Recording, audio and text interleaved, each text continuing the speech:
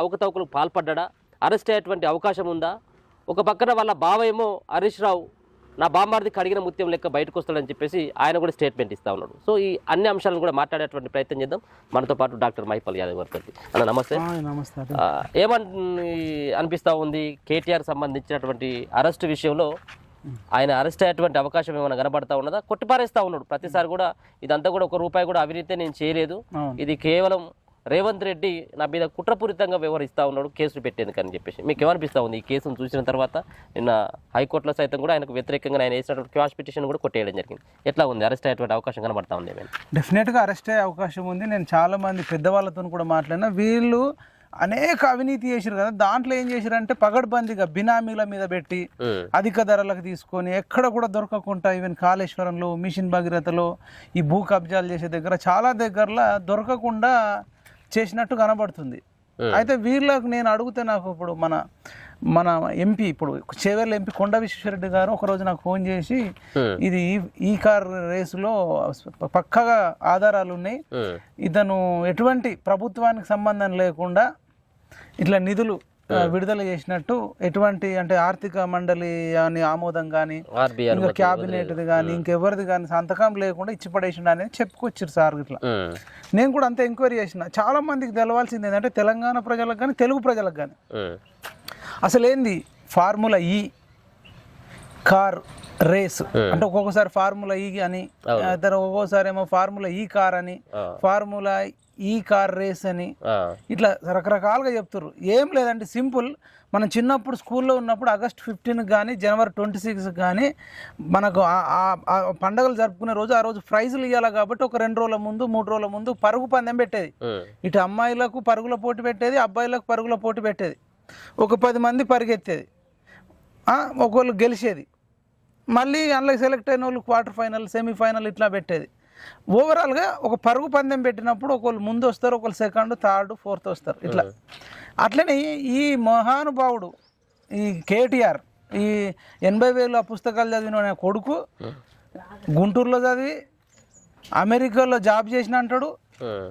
ఈయన ఏం చేసినంటే ఈ కార్ రేస్, ఈ కార్ అంటే ఎలక్ట్రికల్ అంటే ఇప్పుడు మన జనరల్గా డీజిల్ కార్లు, పెట్రోల్ కార్లు ఉంటాయి. ఈ మొనగాడు ఏం చేసినంటే ఇప్పుడు కొత్తగా ఇప్పుడు ఎలక్ట్రికల్ అని కార్లు కానీ బైకులు కానీ వస్తున్నాయి. ఈ అన్నిటితోని హైదరాబాద్ చుట్టూ రేస్ ఒకటి ఏర్పాటు చేసిండు, అంటే కార్ల పోటీ. ఓకే, ఈ కార్ అనేది మీరు కన్ఫ్యూజ్ కావద్దు, డీజిల్ కార్ అయినా పెట్రోల్ కార్ బదులు ఈ కార్ అంటే ఎలక్ట్రికల్ కారు, బ్యాటరీతో ఛార్జ్ చేసే కార్లతోని పోటీ. ఈ 100 మంది వస్తారు. దానిలో ఒక గ్రూప్ అంటే A group, B group, C group, D group ఉంటుంది. ఇంట్లో గెలిచినోడు పక్కకు వస్తాడు, మళ్ళీ ఇంట్లో గెలిచిన వాళ్ళు పక్కకు వస్తారు, మళ్ళీ ఇంట్లో గెలిచిన వాళ్ళు పక్కకు వస్తారు. మళ్ళీ ఇవన్నిటికీ రేసు. ఈ రేసులో ఎవడు గెలిస్తే వాడికి ప్రైజు. దీని ద్వారా తెలంగాణకు, హైదరాబాద్కు బ్రాండ్ ఇమేజ్ తీసుకొస్తా అని చెప్పేసి గ్రీన్ కో కంపెనీతోనే ఏదో చేయించిండు అన్నట్టు మనకు ఉంటున్నాం. అసలు అంత ఆరాధిస్తే అసలు ఈ గ్రీన్ కో కంపెనీ అనేది ఈ పోటీ కంటే 2 నెలల ముందే సంస్థ ఏర్పడ్డదట. అంటే మరి నువ్వు ఇవ్వాలనుకుంటే చాలా పెద్ద పెద్ద సంస్థలు ఉంటాయి, ఇంకేదో ఉంటుంది. 2 నెలల ముందే రిజిస్ట్రేషన్ అయిన కంపెనీకి నువ్వు ఇచ్చినావంటే మళ్ళీ ఆరాధిస్తే ఏంటంటే, ఈ నిన్న ఆంధ్రజ్యోతి పేపర్లో చూడొచ్చు, ఈ గ్రీన్ కో కంపెనీ వాళ్ళే బీఆర్ఎస్ పార్టీకి భారీగా విరాళం ఇచ్చారు. అంటే ఈయననేమో బీఆర్ఎస్ అంటే ఈయననేమో గ్రీన్ కో కంపెనీకి మీరు రేస్ పెట్టుకోండి అని చెప్పిస్తాడు. ఆ గ్రీన్ కో కంపెనీ ఏమో వీళ్ళకి బీఆర్ఎస్ పార్టీకి, తెలంగాణ ప్రభుత్వానికి విరాళం ఏలే, బీఆర్ఎస్ పార్టీకి విరాళం ఇచ్చిండు అని చెప్పేసి నేను ఆంధ్రజ్యోతిలో వచ్చింది, మనం అన్ని చూస్తున్నాం. ఇదంతా మనం చూడొచ్చు. అరెస్టుకు వేలైన నిధుల దుర్వినియోగం కనిపిస్తుందని హైకోర్టు, కేటీఆర్ క్వాష్ పిటిషన్ కొట్టివేత.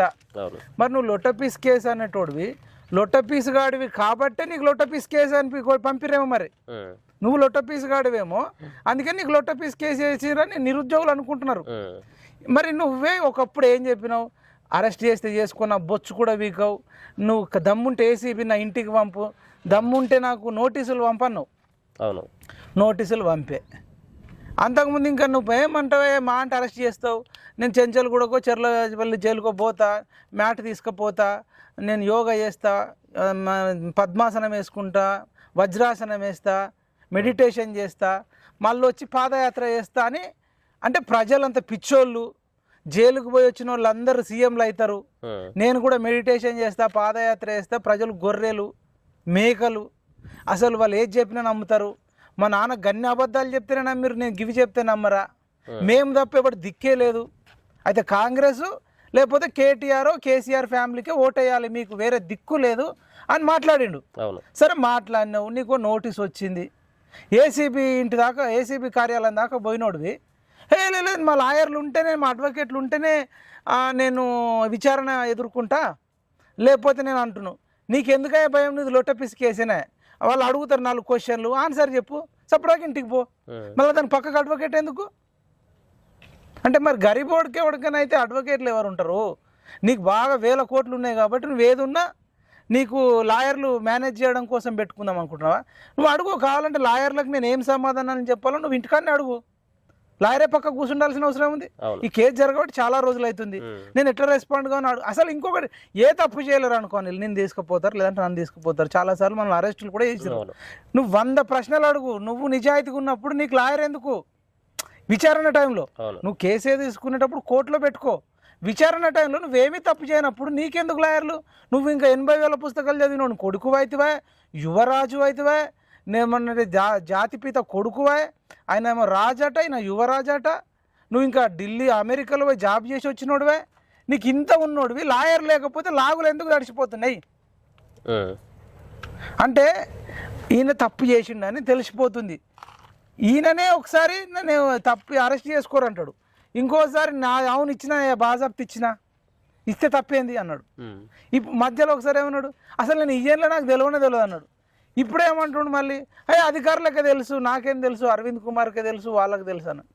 అవును, మళ్ళీ ఇప్పుడు వాళ్ళు హరీష్ రావు ఏమంటుండంటే అసలు డబ్బులే బదిలీ కాలేవు, ఈయననే బామ్మరిదేమో అయినే అంటుండు, బావనేమో కాలేదు అంటుండు, మీరు ఒకసారి వినండి. ఒక తప్పుడు వార్తల్ని ప్రచారం చేసే ప్రయత్నం చేస్తున్నారు, అటువంటి వాళ్ళు అది మానుకుంటే మంచిదని కూడా మేము వారికి హితవు పలుకుతా ఉన్నాం. సో ఈ రోజు తప్పకుండా మేము సంపూర్ణమైన విశ్వాసంతో ఉన్నాం, ఇది ఒక తుఫైల్ కేసు, మా ఆర్ఎస్ ప్రవీణ్ చెప్పినట్టు ఇది 100% తుఫైల్ కేసు, ఫైనల్ గా ఇది ఇందులో ఎలాంటిది కూడా బయటకు వచ్చేది లేదు, అసలు ₹1 రాష్ట్ర ప్రభుత్వ ఖజానా నుంచే పోయింది లేదు, రాష్ట్రానికి ఆదాయం వచ్చింది తప్ప. మరి రాష్ట్రానికి ఆదాయం వచ్చిందని నువ్వే అంటున్నావు, మరి ఏసీబీ వాళ్ళు నోటీస్ ఇస్తే అక్కడ దాకా పోయినోడు లాయర్ ఎందుకు పోడు, ఇవి రాష్ట్రానికి ఆదాయం వచ్చింది అని చెప్పు. మీ బామ్మరిదేమో అవును ఇచ్చినాం, బాజాప్తి ఇచ్చినాం, హైదరాబాద్ బ్రాండ్ ఇమేజ్ పెంచడానికి ఇచ్చినామని మీ బామ్మరిది అంటుండు, నువ్వేమంటున్నావు అసలు ₹1 ప్రభుత్వ ఖజానా నుంచి ఇవ్వలేమంటారు, మరి ప్రభుత్వ ఖజానా నుంచి ఇవ్వకుండా కేటీఆర్ సొంత డబ్బులు ఇచ్చిండా, కేటీఆర్ సొంత డబ్బులు ఇచ్చిండా అని చెప్పాలి. అంటే వీళ్ళు చూడు, మా ప్రజలు పిచ్చోళ్ళు, మేము ఇచ్చినామన్నా నమ్ముతారు, ఇయ్యలేదన్నా నమ్ముతారు అనే భ్రమలో ఉండి ఆర్ఎస్ ప్రవీణ్ కుమార్ని తీసుకొస్తుండు. ఆర్ఎస్ ప్రవీణ్ కుమార్ అనేక సార్లు చెప్పారు 1,00,000 కోట్లు తిన్నారు, దళితుల భూములు మింగిండు, అసలు కేటీఆర్ అనేటోడు ఒక డ్రామారావు, టిల్లుగాడు దొంగ, నేరేళ్ల బాధితులను కొట్టించిండు, ఈయన కూడా అన్నాడు అప్పుడు, ఈయన ఇటు సైడ్ ఉన్నప్పుడు అవును ఇలా నా అవినీతి జరిగింది, ఫార్ములా ఈ కేసులో ఫార్ములా జరిగింది, ఇప్పుడు ఆయన ఏమంటుండు మళ్ళీ బీఆర్ఎస్ పోయి మంచోడు కేటీఆర్, అసలు ఆయన ఏం తప్పు చేయలేదు, అసలు కేటీఆర్ ఏది చేసినా మంచిదే అంటుండు, కేసీఆర్ ఏది చేసినా మంచిదే అంటుండు, అట్లాంటి ఆర్ఎస్ ప్రవీణ్ కుమార్ నేను రిఫరెన్స్ ఇస్తున్నాడు. ఇప్పుడు ఇంత జరిగినప్పుడు కూడా అంటే బిడ్డ అరెస్ట్ అవుతున్నటువంటి సందర్భంలో కేసీఆర్ స్పందించినటువంటి పరిస్థితి లేదు. ఇప్పుడు కేటీఆర్ పైన ఏసీబీ కేసులు కావచ్చు, ప్రభుత్వం కుట్రపూరితంగా కేసులు పెడుతుందని చెప్పేసి అనుకోవచ్చు. ఎప్పుడు కూడా ఇప్పటి వరకు కూడా కేసీఆర్ ఎందుకు స్పందించట్లేదు, ఏం చేస్తా ఉన్నాడు అసలు ఫామ్ హౌస్లో? ఆయన ఫామ్ హౌస్లో రోజు మంచి బాటిల్ కాస్ట్లీ, మనోళ్ళు పాపం తెలియక చీప్ లిక్కర్ ₹100 200 తెచ్చుకుంటారు, ఆ పార్షిగుట్టలను ముషిరాబాద్లోనో హైదరాబాద్లో ఉప్పలో బోర్డు ఉప్పలో పాపం తెలియక పచ్చిది తాగి ఆ చిప్స్ అవేవో తినేసి ఖరాబ్ అవుతారు. ఈయన ఏంటంటే బ్రాండెడ్, ఇప్పుడు బ్లాక్ డాగ్ కూడా తిన్నది రాయల్ స్టాగా లేదా అంటే ఏదో మంచిది టాప్, ఇక ప్రపంచంలోనే టాప్ ఏదైతే ఉంటుందో, ఆయన ఇంతకుముందు ఏదో అమెరికన్ ప్రెసిడెంట్ ఆయన ఫలానా అని చెప్పి ఏదో చెప్పిండు, అట్లా టాప్, ఇక ఒక 1,00,000 ఉంటుందా 10 లక్షలు ఉంటుందా పక్కన పెడితే, ఏదైతే హెల్త్కు మంచిదో టాప్ బ్రాండ్ ప్రపంచంలో ఉండేటి అన్ని సెర్చ్ చేస్తాడు, గూగుల్లో వెర్రడుతో చేపిస్తాడు, ఏదైనా బ్రాండ్ మంచిది చెక్ చేయి, ఇది ఎంత తాగినా నీ లివర్ ప్రాబ్లం కాదనే మందు తెచ్చుకుంటాడు. తర్వాత మంచి నాటుకోడి తలకాయ కూర, బోటి అంటాడు కదా, గుడాలు పోయాలా, నేను వస్తా కుర్చేసుకొని ప్రాజెక్ట్ చేస్తా, కుర్చేసుకొని ఏట పిల్లను కోయాలని. లాత 6 నెలల పిల్లనో 8 నెలల పిల్లనో 10 నెలలదో గొర్రెపోతు పొట్టేలో మేకపోతు పొట్టేలో తెప్పించుకుంటాడు. మంచిగా దాంట్లో ఉండే మెదడు వేయించుకుంటాడు, మటన్ మంచిగా కీమా కొంత చేసుకుంటాడు, ఫ్రై చేసుకుంటాడు, మటన్ ఫ్రై చేసుకుంటాడు. కీళ్ళ ఇప్పుడు మేకపోతుంది కాళ్ళు ఉంటాయి కదా, వాటితో కూడా ఉడికించుకొని షోర్వా తాగుతాడు. అంటే దాన్ని ఏమంటారు మనం, అది బొక్కలకు మంచి పాయ అంటారు, పాయ తాగుతాడు. మంచి ముక్కలు, నాటుకోడి ముక్కలు కమ్మ ఇట్లా తినుకుంటూ ఒక పెగ్గు తాగి అసలు లుంగి కట్టుకొని ఆ మంచిగా వేప చెట్టు గాలి, రాగి చెట్టు గాలి మంచం వేసుకొని తాగాల. వచ్చినప్పుడు పోసి రావాలి, బాత్రూమ్ పోసి రావాలి, మళ్ళీ వచ్చి తాగాల, తినాల, ఇదే పని.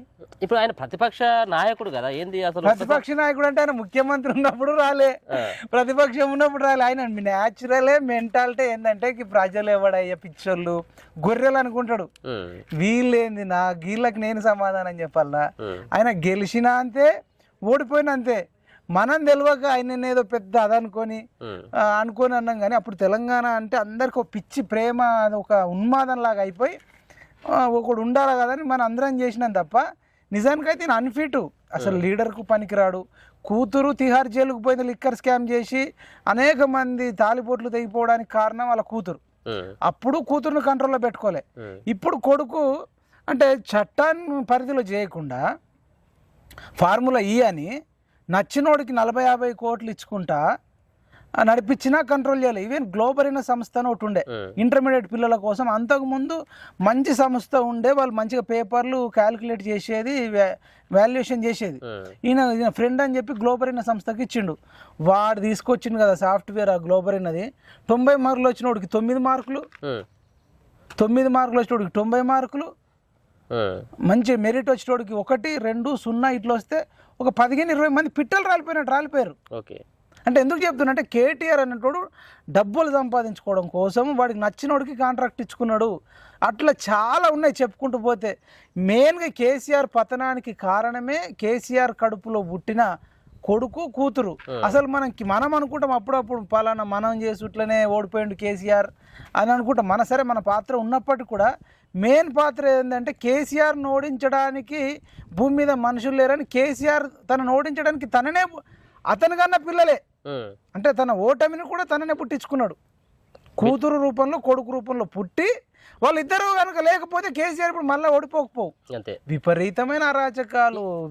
ఇప్పుడు వాళ్ళ బావ కూడా అంటా ఉన్నాడు, ఏంది అసలు వాళ్ళ బావ మాటలు వెనుక అర్థం పరమార్థం ఏంటి? మా బామ్మారిది జైలుకు పోయినా కానీ కడిగిన ముత్యం లెక్క వస్తాడు. అరే జైలుకు పోక ముందుకే కడిగిన ముత్యం అంటే జైలుకు పక్క పోతాడు, అంతేనా? జైలుకు పోతాడు. ఇటు పోవాల రామడు నన్ను చాలా బాధ పెట్టిండు. అసలు అంతకు ముందు వీడు అమెరికాలో ఉన్నప్పుడు నా మామతో మంచి రిలేషన్ ఉండే. వీడు వచ్చిన తర్వాత అసలు చిన్న బచ్చాగాడు. మేము 2001లో పార్టీ పెట్టినప్పుడు లేడు, 2002లో లేడు, 2003లో లేడు, 2004లో కూడా లేడు. అసలు మేము స్ట్రగుల్ పడ్డప్పుడు, ఉద్యమం చేసినప్పుడు ఎప్పుడు లేడు. తర్వాత వచ్చి నాకు సెకండ్ టర్మ్ బీఆర్ఎస్ అధికారంలోకి వచ్చినప్పుడు మంత్రి పదవి వేయకుండా హరీష్ రావును సంవత్సరం పాటు దాదాపు ఇంటి గేట్ కూడా దొక్కనియలే, మంత్రి పదవి ఇయ్యలే. అలుగుడు, ఏడుసుడు, బాధపడు, నచ్చిన వాళ్ళందరికీ అరే మీరు ఎవరు నా ఇంటికి రాకండి రా, అలా మొత్తం ఒక సీసీ కెమెరాలు పెట్టినట్టు అలా మనుషులు ఉన్నారు, ఏది ఉన్నా తెలిసిపోతుంది, మీకు ఏది మాట్లాడినా ఏది అడిగినా నో కామెంట్, ఏది అడిగినా నో కామెంట్. అట్లాంటి దుస్థితి తీసుకొచ్చిండు ఎవరు? కేటీఆర్ వల్లనే. మళ్ళీ వచ్చి వర్కింగ్ ప్రెసిడెంట్ కేటీఆర్కి ఇచ్చిండు. నిజానికి కేటీఆర్ కన్నా అంటే వాళ్ళ బీఆర్ఎస్లో హరీష్ రావు అనేటోడు సీనియరు, కొంత మాస్ ఫాలోయింగ్ ఉన్నోడు.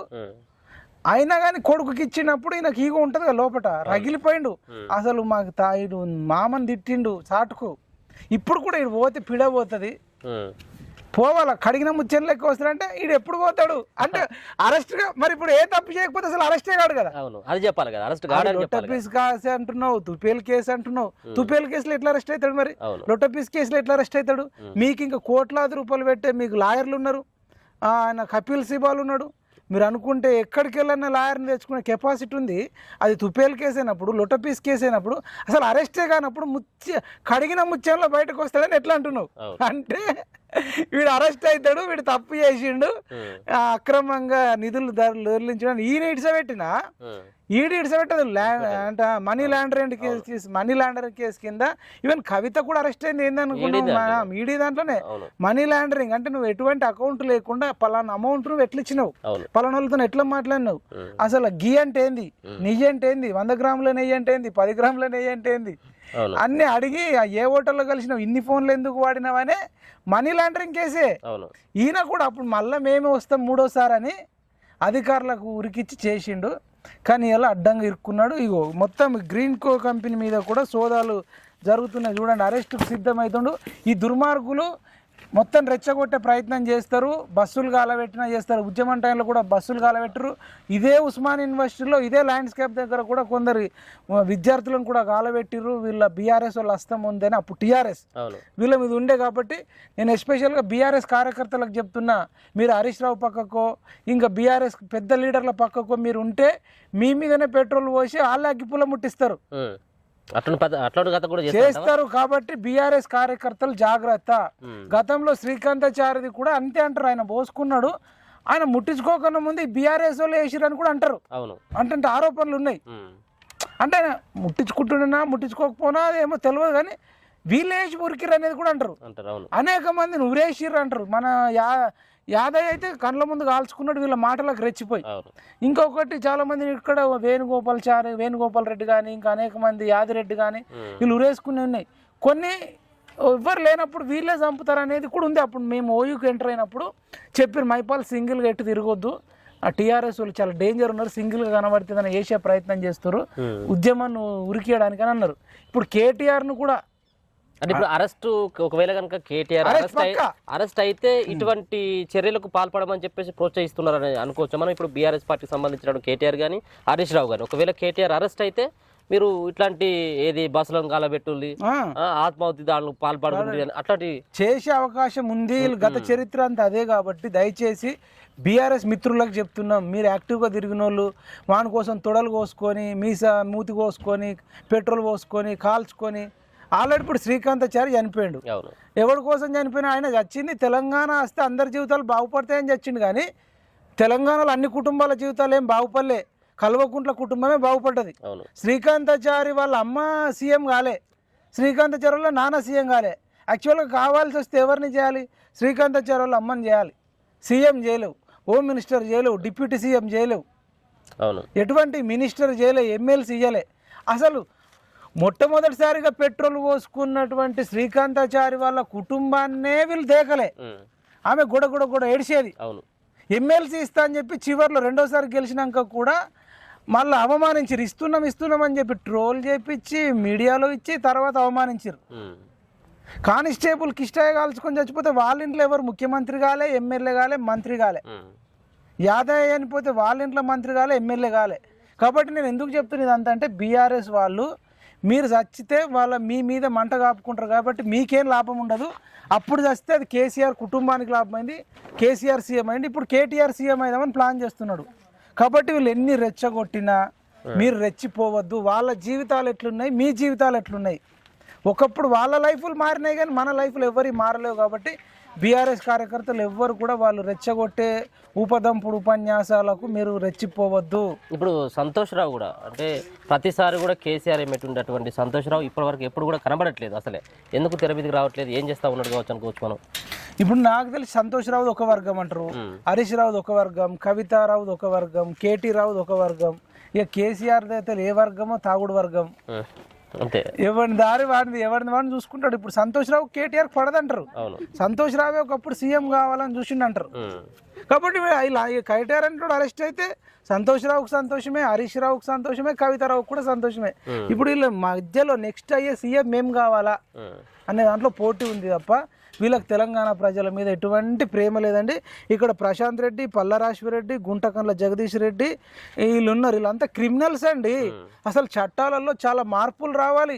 ఈ క్రిమినల్స్ కొన్ని ఇప్పుడు ఒకప్పుడు డొక్కు స్కూటర్ మీద తిరిగే జగదీశ్వర్ రెడ్డి ఏకంగా అక్కడ హంపీలో బెంగళూరు దగ్గర హంపీ దగ్గర కూడా కొన్ని కోట్ల రూపాయలు ఖర్చు పెట్టి దావత్ ఇచ్చిండు అనేది మనం చూసినాం. ఒక్కొక్కడు కార్లో వెహికల్ ఇట్లా బైక్ ర్యాలీ చేసినట్టు, సైకిల్ ర్యాలీ చేసినట్టు కార్ల ర్యాలీ. ఓకే, ఏం లేనోళ్ళు అంటే క్రిమినల్స్ అంతా. నిజానికి చట్టాలలో లూప్ హోల్స్ ఉండడం వల్ల కేటీఆర్ అనేటోడు, జగదీష్ రెడ్డి, పల్లారాశ్వరెడ్డి, ప్రశాంత్ రెడ్డి అనేటోళ్ళు బయట తిరుగుతుంటారండి. అందుకనే దయచేసి మేము బీజేపీకి రిక్వెస్ట్ చేస్తున్నాం, కేంద్రంలో మీరు ఇంకా అనేక చట్టాలు తీసుకురండి.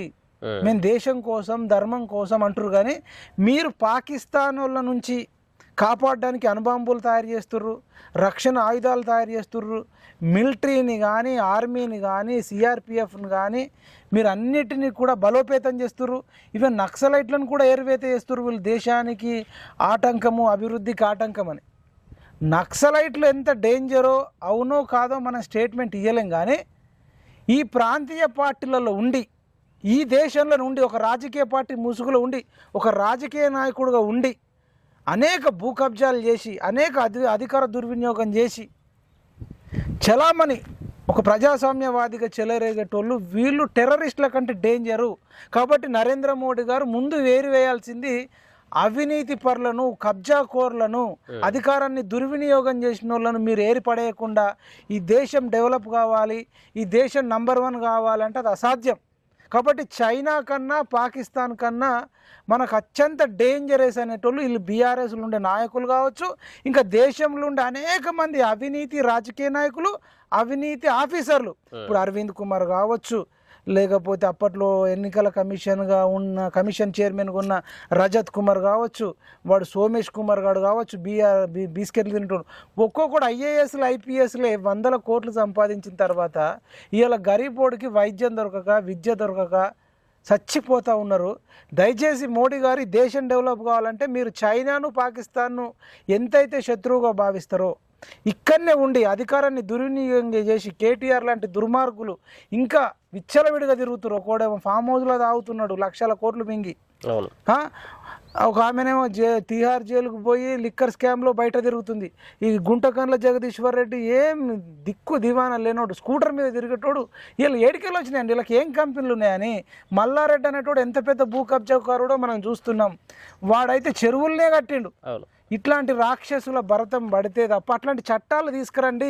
ఈ క్రిమినల్కు షూట్ చేసేది మన దుబాయ్లో అరబ్బులు ఎట్లయితే తప్పు చేస్తే కట్ చేస్తారో మెడల్ నరికేసేటట్టు ఈ కేటీఆర్ లాంటి వాడు తల నరికేసేటట్టు చట్టాలు రావాలి. కానీ ఇంకా బెయిలు, ముందస్తు బెయిలు, క్వాష్ పిటిషను, అడ్వకేటు, లేకపోతే ఏందంటే నాకు అసలు అర్థం కాదు. వాడు తప్పు చేస్తే అప్పుడే శిక్ష చేయాలి, లేదంటే విడుదల చేయాలి. ఇదేంది చట్టాలలో ఇన్నిసార్లు తిరుగుడు, ఇటొచ్చుడు, అటొచ్చుడు, ఇటుపోడు.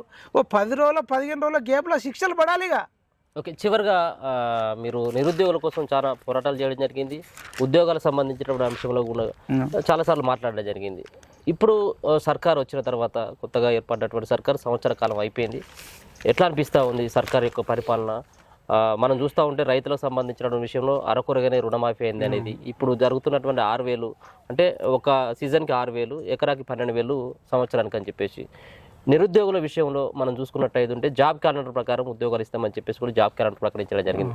అక్టోబర్లో జరగాల్సినటువంటి పరీక్షలు ఇప్పటివరకు కూడా కాలేదు. సో ఎట్లా అనిపిస్తూ ఉంది? గవర్నమెంట్ చేస్తుంది అన్నటువంటి నమ్మకం ఉందా? ఇది కూడా ఆ ప్రభుత్వం లాగానే ఉండబోతుందని చెప్పేసి ఆయన భావిస్తూ ఉన్నారా? ఒకటి ఏంటంటే మనం కష్టపడ్డందుకు ఒక 50-60 వేల మందికి అయితే జాబ్ వచ్చింది. అది డిఎస్సి 11,000 కావచ్చు, పోలీస్ కానిస్టేబుల్లో కావచ్చు, తర్వాత గురుకులాల్లో కావచ్చు, నర్సింగ్ పోస్టులు కానీ ఇట్లా కొన్ని రకాల పోస్టులు ఒక 50-60 వేల మందికి వచ్చింది మనం చూస్తున్నాం. అదే కేసీఆర్ వచ్చింటే ఈ 50-60 వేలు కూడా నిండకపో. కానీ వీళ్ళు 2 లక్షలు ఇస్తాం సంవత్సరంలో అన్నారు. కనీసం 1,00,000 కూడా ఇవ్వకపోవడం బాధాకరం. ఇంకోటి ఎటువంటి నిరుద్యోగులతో కూడా వీళ్ళు ఎక్కడ కూడా ఒక సమావేశం ఏర్పాటు చేసి ఎట్లుంటే బెటరు, ఏంది బెటరు, మీ బడ్జెట్ ఏంది, ఇదేంది, ఎట్లా చేయాలా అని కూడా చేయలే. ఆ గ్రూప్ 1 విషయంలో కూడా ఒక కొత్త జీవోని తీసుకొచ్చారు. అప్పుడు కూడా పెద్ద మొత్తంలో వ్యతిరేకత వచ్చింది, అమ్ముకుంటున్న డౌట్ వచ్చింది. అట్లనే గ్రూప్ 2 వాయిదా ఏమంటే రోడ్ల మీదకి వస్తే తప్ప వేయలే. డిఎస్సికి అయితే వాళ్ళు పాపం సిటీ కాలేజ్ నుంచి ఉస్మానియా దాకా, తెల్లని దాకా నడుచుకుంటూ వచ్చినా కానీ ఇక్కడనే మీరు ల్యాండ్స్కేప్లో కవర్ చేసి వాళ్ళని అరెస్ట్ చేశారు. కానీ ఒక నెల రోజులు పోస్ట్ పోన్ చేయమంటే చేయలే. కాబట్టి వీళ్ళ పట్ల కూడా అసంతృప్తి ఉంది. మనం భవిష్యత్తులో వీళ్ళు జాబ్ క్యాలెండర్ ఇస్తారా ఇయ్యరా అనేది మనకు నమ్మకం లేదు. కాకపోతే ఏంటంటే యువత, నిరుద్యోగులు కూడా పోరాడి సాధించుకోవాలి తప్ప కానీ మీరు బయటకు రాకుండా ఎవడు ఉద్యమాలు చేయడు. మీరు బయటకు వస్తే చేద్దాం. ఎక్కడెక్కడ ఉంది ఒకటి జాబ్ వచ్చిన వాళ్ళు కూడా నిజాయితీగా జాబ్ చేయాలని నేను కోరుకుంటున్నా. ఒకవేళ కేసీఆర్ వచ్చుంటే ఈ 50-60 వేలు కూడా జాబులు వచ్చేది కాదు. కాబట్టి మనం కష్టపడ్డందుకు కొంత ఫలితం ఉంది. బట్ వీళ్ళు ఏదో పెద్ద పొడిచినట్టు కూడా అదేం లేదు. నిరుద్యోగులది ఇది. ఈ రైతులది అనుకోండి, వీళ్ళు రైతుల పట్ల మరి రుణమాఫీ ఇంకొక 6 నెలలు సంవత్సరం లేట్ చేసినా ఏం కాకపోవని అందరికీ చేస్తే అయిపో. అవును, ఇప్పుడు సగం మందికి అయినా అంటారు, సగం మందికి కాలేవంటారు. దీని పట్ల అసంతృప్తి ఉంది. ప్రభుత్వం ఇప్పటికైనా మిగతా రైతులందరికీ కూడా రైతు రుణమాఫీ చేసి, సరే 15,000 ఇస్తామని చెప్పి 12,000 ఇస్తారు, చెప్పండి, సారీ చెప్పండి, తప్పేముంది, మా దగ్గర ఆదాయం గింత ఉంది, గిట్లుంది, మేము 12,000 ఇస్తున్నామని చెప్పండి. అదేవిధంగా వీళ్ళు కూడా అన్లిమిటెడే పెట్టిరేమో అనిపిస్తుంది. ఇంకా కూడా కుదించాలి. ఒక 10 ఎకరాలు సరిపోతుంది కదా. 10 ఎకరాల లోపు పెట్టకుండా 20 ఎకరాలు ఉన్నోడికి ఇస్తాం, 30 ఎకరాలు. జస్ట్ ఇప్పుడు వీళ్ళు రైతు భరోసాలో రియల్ ఎస్టేట్ భూములకు ఇయ్యము, రహదారులకు ఇయ్యము, పంట పండియని భూములకు ఇయ్యని అంటారు. ఓకే, అది మంచిదే. కానీ అదేవిధంగా 10 ఎకరాల లోపు కట్ చేయండి, సరిపోతుంది కదా. అసలు భూమి లేనోడు ఉన్నారు కదా, భూమి లేనోడికి కదా. ఒక్కొక్క భూమి ఇయ్యాల 20 లక్షలు, 30 లక్షలు, 40 లక్షలు, 50 లక్షలు ఎకరం ఉంది. మరి భూమి లేనోడికి నువ్వు ఫస్ట్ చూడాలి కదా. కాబట్టి భూమి లేని వాళ్ళను మొట్టమొదటిసారిగా చూడాలని చెప్పేసి నేను మన తొలి వెలుగు సాక్షిగా చెప్తాను.